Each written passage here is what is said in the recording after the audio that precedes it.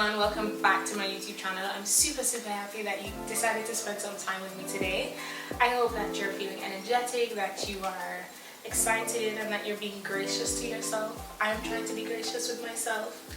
I just came out of a test and I was just like, what was that?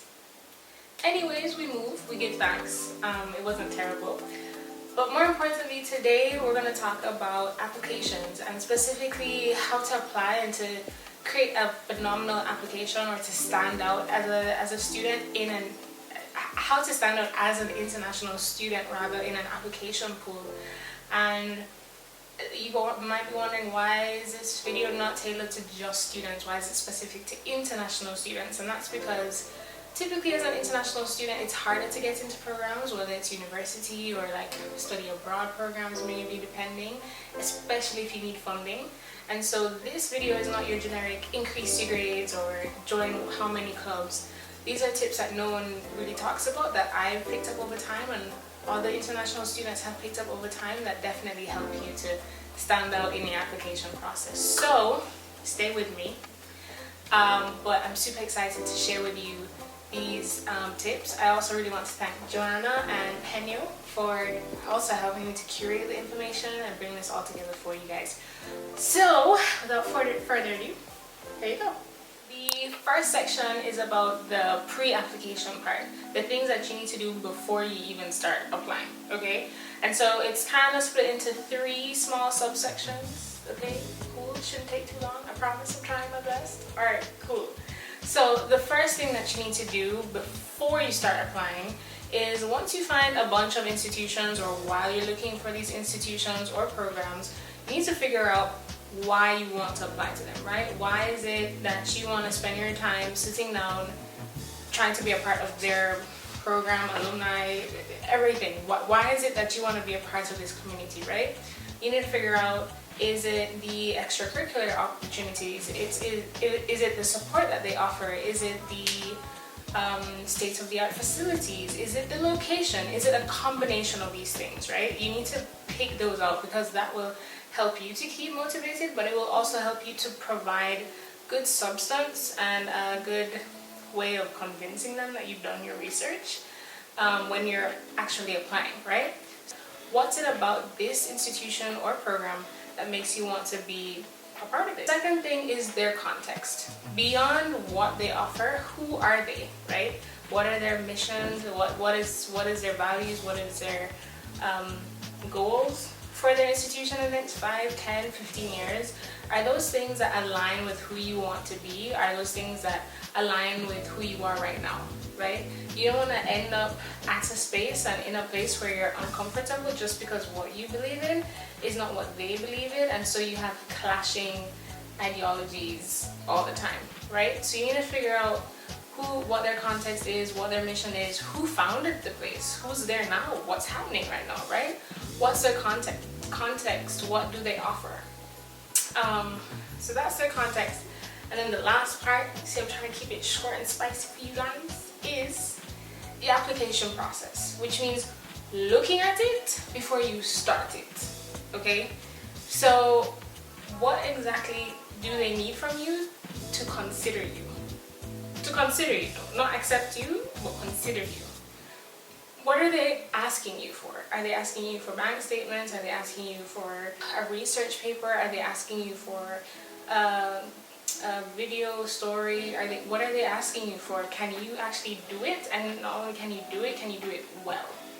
Because if they're asking you for a video story and you can only write well VBG, well then you can try.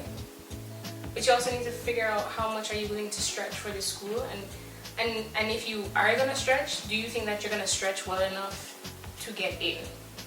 If that makes sense, right? And there's a yes answer, there's a no answer. There's going to be some schools that you will stretch for that you won't get in, and some that you will stretch for and you will get in.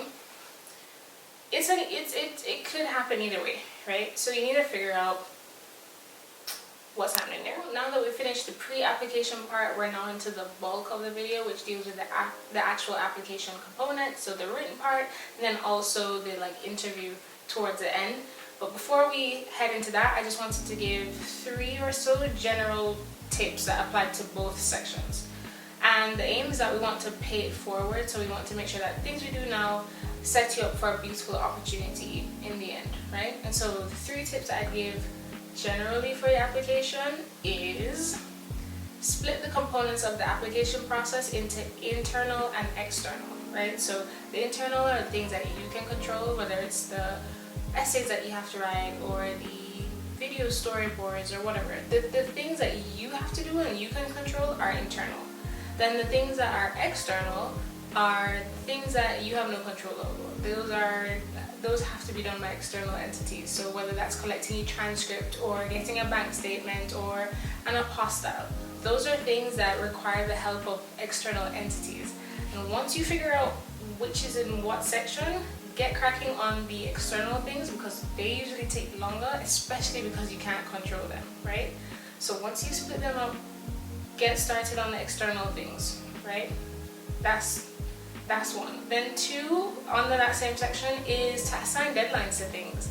And make sure you know what the actual deadline of the application is, but set up your own internal deadlines, right? So you might have one that's a month before, then 3 weeks before, then 2 weeks before, okay? So split them into internal and external, and also set deadlines.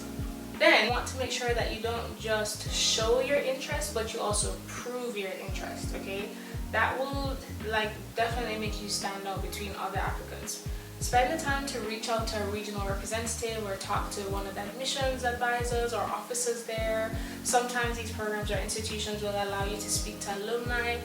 Spend the time to do those things and make sure that when you interact with these people that you're confident, even if you might not be feeling that way at the time, but make sure you're confident and you speak well. Make sure that you have relevant questions. Make sure that you have questions that cannot be found on the website, because that's just annoying. Create creative questions. Actually think about the questions before you ask them, and it's helpful to prepare, but show up consistently, but don't be annoying, right? So if they have YouTube lives or IG lives, you can show up from time to time, ask questions or comment on things. You know, they'll really appreciate that you've spent the time to get to know them better, and that would definitely make you stand out. I think you can have a small aim of having the admissions advisor know your name, and that's a big thing because they deal with several people, several hundreds maybe, several tens of people every single year or every single cohort, and the fact that they know your name already gives you a leg up, right? So spend the time to prove your interest in the institution or program. And then my third advice in this general overview is to make sure that you have 3 to 5 recurring themes or thoughts or guidelines for yourself. So there are 3 to 5 things that you want to consistently bring up, and those things should also fall in alignment with the institution or program's mission, values, or core interests, right? So for example, for the university I'm at, their core values have to do with like humanities, technology, diversity, and entrepreneurship. How or what 3 values do I have or do I want to build that fall within those, right? Do we share the same values? How do we share the same values? What have I done in the past that shows that? What do I plan to do in the future that shows that, right? So tap into the recurring themes, and it doesn't have to be as blatant as their core values, but something similar, right? And probably lean into the something similar, because other people might just choose a blatant route and just be like, yeah, entrepreneurship by this. So definitely tap into the 3 to 5 things that you constantly reiterate, whether that's in talking to the admissions advisor, regional representative, or in your written essays, or in your interview. What are those 3 to 5 things that you will make sure you say? And you don't have to say them all the time, but those are the things that you want to bring up, right? What are those things that you want to make sure they know about you? What's that theme? What's that essence, right? So that's the general overview tips. You want to make sure that you have your internal, external separation and deadlines. You want to make sure that you not only show your interest, but you prove your interest. And you also want to make sure that you have a recurring theme or essence or ideas. And typically you want to have 3 to 5 So we're now in the written part of the application process, okay? And typically this is where you have to sell yourself, and in a good way, rather, right? So you're looking at, or they're looking at, why you should be a part of their program. And so you need to make sure that during this time you set aside your imposter syndrome, okay? It is, yes, you need to be humble, but don't be that humble. So pull out everything that you've done, create a list, and figure out how you can weave it into your essay if it's relevant. Don't just dump everything, okay? The second thing is that you always want to paint a picture, okay? Remember how I spoke about context in the beginning? You want to provide the context of who you are. Paint a picture as much as possible so that they can step into your world and see how you are the main character and how you operate with people and operate with your dreams and operate with people around you, right? So continue to paint a picture of who you are, where you live, your community, your accomplishments, your dreams, okay? Paint a picture. Also, this is one of those things that people don't really talk about that much, but make sure your spelling and your grammar is on point. So write your essays, but also check them over 3 to 4 times. And then when you're done checking them over, send it to your dad, send it to your friends, send it to a university guidance counselor, send it to someone and make them look over it and edit it, okay? So another thing that you can do is you can consider using a different medium. Sometimes, and increasingly so, universities are allowing students to submit their personal essays in different formats, whether that's an essay or a video essay or maybe a podcast recording. I've heard of one institution doing that, I think. So consider doing different mediums. You don't have to write an essay. If you like videography or photography and if you have the resources available, you could potentially try and do that as well. And that will also help you because most students tend to do essays. I mean, historically, that's what's only been asked, right? But if you do a video essay, you'll stand out because you're in a smaller pool of people that have done video essays, and if it's done really well, it will also help. I chose to do a video essay just because I think that videos allow for more context. There are certain things that you don't have to say, but they can see, and so even if it's 3 minutes, they could see so much more than I could say. And so I chose to do a video essay. But I also chose to do a video essay because I have a background in photography and videography. But you could also, honestly, you could also do a video essay without that because there's so many apps that you can use to video. You can use your phone to video. There are apps that you can use to edit. So think about it and think about it carefully. What's the best medium that you can use to represent you? And some people are better at writing, or they think they're stronger in writing. Some people are stronger in audio visual, so tap into that. And there's some schools that haven't reached there yet, but may be open to it. You know, they may not explicitly say that they take video essays, but if you ask them if they do, they might just take yours. So you can also reach out to them and find out about that as well, okay? So consider using a different medium, because that will also help you to stand out. Another tip is to make subconscious and conscious parallels, okay? You want to make it slick and implicit the way that you will fit into this institution, but you also need to make it explicit sometimes as well, because if you're asking them to look for treasure and they've been trying to look for treasure in thousands of applicants, then they might be tired and might not see the parallels that you're making in your essay or supplemental piece, right? So you want to make the parallels explicitly but also implicitly. So for example, if you're interested in architecture and your school just built a new building, talk about why you are interested in that building, but also show how you've had interest in architecture before.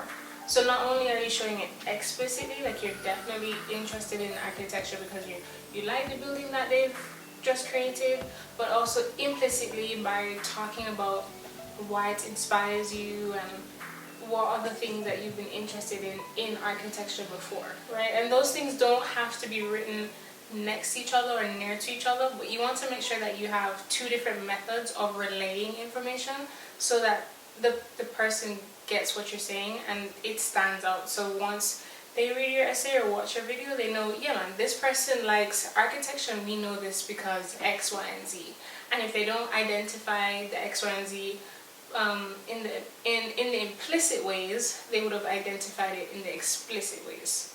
Okay, so also consider that. We are now in the section of the video where we'll talk about interviews, and sometimes interviews are a required component of your application and sometimes they're not.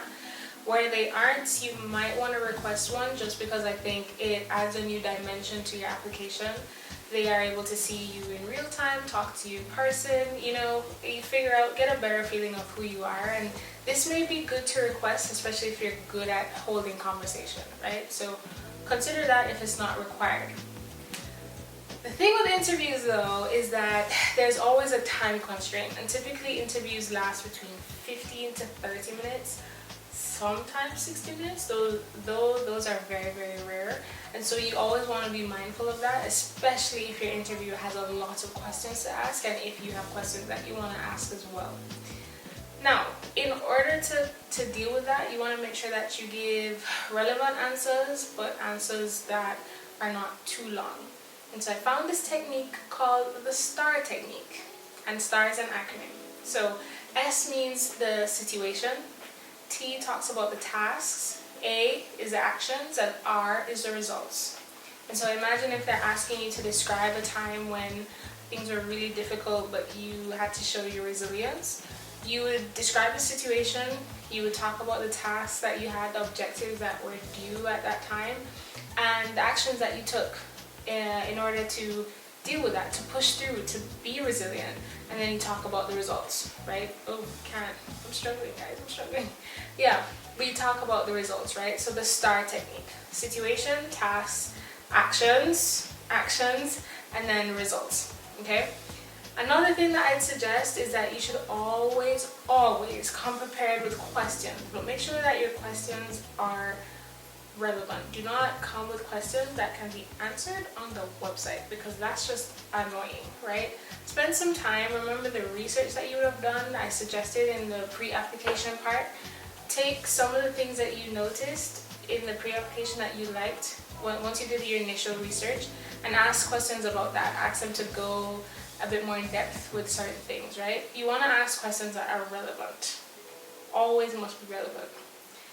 Another thing that I'd suggest is that you want to make sure that you, if you can, that your research for your interview is, and this is light research, like if you have a name, plug it into Google and read up a bit about them if you can, figure out where they're from, how long they've been working with the institution, if it's like a professor at a certain college or part of the university, that could also help, because you could also bring up conversations about that thing. It will help to give context about who the person is, right? So always do research on the interview as well. And then last piece of advice for interviews, which was suggested by my good friend Joanna, is you want to give examples of how you've gotten to this moment, like how you've evolved into the person you are now, right? So you want to show your strength, you want to show your innovation, you want to show your resilience, you want to show your hunger for things, and then you want to, after you've painted that picture or told that story, you also want to talk about how you know this program will help you to evolve into a better version, right? Like, you want to talk about how this institution will help you to learn certain things in order for you to do things that you are really passionate about, things that you dream about, etc., right? So you want to talk about what you've done already that has brought you to where you are now, but then you want to talk about how this degree is going to take you further, right? Like, the degree or the program is that piece in the puzzle that's going to help you to evolve even more, right? And this will help the interviewer recognize that you know what you want to do, one, but two, it will help them realize that you are a worthy investment, that they should admit you into this program, okay? So those are my 4 tips for interviewers. Okay, so we're almost finished. I promise. I'm getting tired too. But I wanted to give you these 2 bonus tips. And the first is you want to develop an online presence. And it doesn't have to be 1 million followers. I'm not asking you to be an influencer if you don't want to. It's okay. I get it. It's fine. But what I'm asking you to do is, if you are passionate about certain things, if you've achieved certain things, consider putting them up on a blog or on a YouTube channel or something. If you have a link to a website that you can insert, they can choose to view that in their own time, and then that will also provide extra context to who you are and why you want to do this program and why you would be a good candidate, right? In the same breath, I'm gonna say that you need to go over your social media and make sure that you clean it up a bit. Sometimes you may have pictures from parties many moons ago, or like pictures that could potentially damage your reputation a little bit. Make sure you delete those because more and more applications, advisors and interviewers are going through people's social medias to see who they choose to portray themselves as online. And of course, you know, once you attend an institution or be a part of a program, you're effectively kind of representing them, and so they want to make sure that they choose people that they think represent them well. Not all universities are doing this, not all institutions are doing this, but more and more are doing this now, so you want to clean that up before they hop on that bandwagon if they aren't there already. Alright everyone, we are at the end of the video. I really want to thank you so much for spending the time with me today. I want to thank you so much for investing in your self-development. I ask you to comment down below the tips and tricks that you thought were really, really good. And I also ask you to share tips and tricks that you might have that you think are beneficial for other students to use. I am super grateful as always, and I hope that you continue to be gracious with yourself as you navigate your own life's journey. I am excited to sit with you again. Let me know if there are any videos or any topics that you'd love me to talk about. Always trying to gather new information. Special thanks, of course, to Joanna, Penny, and Hadia for your help and your input, and looking forward to seeing you guys in the next one. Thank you so much. Bye.